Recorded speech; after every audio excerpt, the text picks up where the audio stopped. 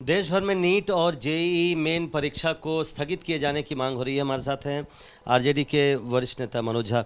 आप लोग की पार्टी का क्या स्टैंड है? कई पार्टियों ने, कई मुख्यमंत्रियों ने सरकार को लिखा है कि इसको पोस्टपोन किया जाए। क्या आप लोग भी यही मानते हैं? सीधी सी बात मानिए कि डेमोक्रेसी में 30 लाख छात्र, 28 से 30 लाख छात्र अगर कोई मांग रख रहे हैं जो कि जायज़ मांग है, तो उसके पक्ष में कौन नहीं खड़ा होगा? सीधी सी बात है, ये किसी विपक्षी दल का नहीं है। हमें नहीं बैठना है ना परीक्षा में छात्रों को बैठना।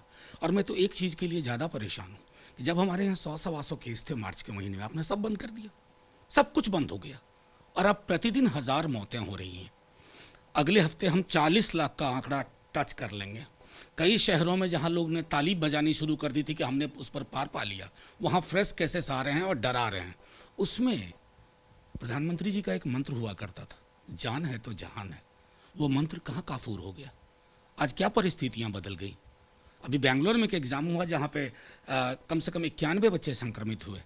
तो अगर इन चीज़ों को हम अपने जहन में रख करके निर्णय नहीं लेंगे, और अभी भी स्कूल कॉलेज क्यों बंद है साहब? ये कौन सा, क्या खुल रहा है, क्या बंद हो रहा है? इसमें मुझे कोई वैज्ञानिक समझ नहीं आ रहा है कि आप स्कूल कॉलेज नहीं खोलेंगे, नीट की परीक्षा जरूर लेंगे, बिहार में चुनाव जरूर कराएंगे। ये कौन निर्णय ले रहे हैं? सब कुछ। मेरा तो सीधे तौर पे कहना है कि संक्रमण की गंभीरता को अभी भी समझिए। आप जो कह रहे हैं ना कि फलाने देश के मुकाबले यहाँ कम जाने गई हैं, ये असंवेदन शून्यता की पराकाष्ठा है। एक भी जान जो कोरोना में जा रही है ना, हम सबको सर झुका के कहना चाहिए हमसे कहीं चूक हुई। क्या लॉजिस्टिक का भी की समस्या होगी? बिहार में बाढ़ भी है, 6 सितंबर तक मेरे ख्याल से अभी तो लॉकडाउन भी है। क्या लॉजिस्टिक की भी समस्या होगी? सीधी सी बात है, मैं बता रहा हूँ कि एक बच्चा सहरसा में, सुपौल में, उसका सेंटर गया है, आवागमन के साधन तहस नहस हो चुके हैं, कैसे जाएगा? 10,000 रुपये में गाड़ी भाड़ा करेगा? कोई समझ तो होनी चाहिए ना, एक चिंतन तो होना चाहिए। वो नहीं है तो जाहिर तौर पर ये जो आपने शुरू में कहा, ये किसी विपक्षी दल का एजेंडा नहीं है, ये स्टूडेंट्स का है। और अगर आप उनकी दिक्कतों को समझ नहीं पा रहे हैं तो मैं सचमुच कहूँगा कि आप ताली थाली और मोड़ से आगे नहीं सोचते हैं। कांग्रेस वाले, लेकिन सरकार का अपना तर्क है, आपने देखा होगा। ऑफिशियली जो नेशनल टेस्टिंग एजेंसी है, उन्होंने एक प्रेस रिलीज दिया। उनका कहना है कि हम लोग सारी प्रक्रिया का पालन करेंगे। एडमिट कार्ड 85% लोगों ने डाउनलोड कर लिया है। अगर किसी को सेंटर चेंज करवाना है तो करवा सकते हैं। तो उन्होंने कहा, उनका कहना है कि हम इसके लिए तैयार हैं और 2 बार ऑलरेडी स्थगित हो चुका है। की बातें बिहार में 2 ही सेंटर है, पटना और गया। अब आप कल्पना करिए कि चंपारण से किसी को आना, वहाँ बाढ़ के हालात।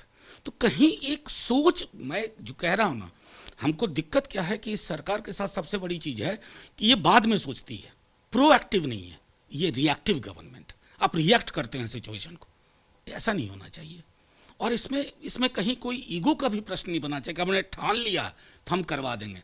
अरे ईगो नहीं देखा जाता, आप दिक्कतें देखिए। लेकिन अभी आप कैंसिल करने की तो बात नहीं करें, पोस्टपोन किया जाए एग्जाम। तब तक जब तक आप सुनिश्चित नहीं कर, आपको संसद खोलने में तो इतने महीने लग गए, इतनी सारी व्यवस्थाएं हैं संसद में, देश का सर्वोच्च मंदिर है सबसे बड़ा, उसमें आपको इतने महीने लग गए। अभी भी आप 4-4 घंटे वाले हिसाब में जा रहे हैं, ट्रंकेटेड पार्लियामेंट।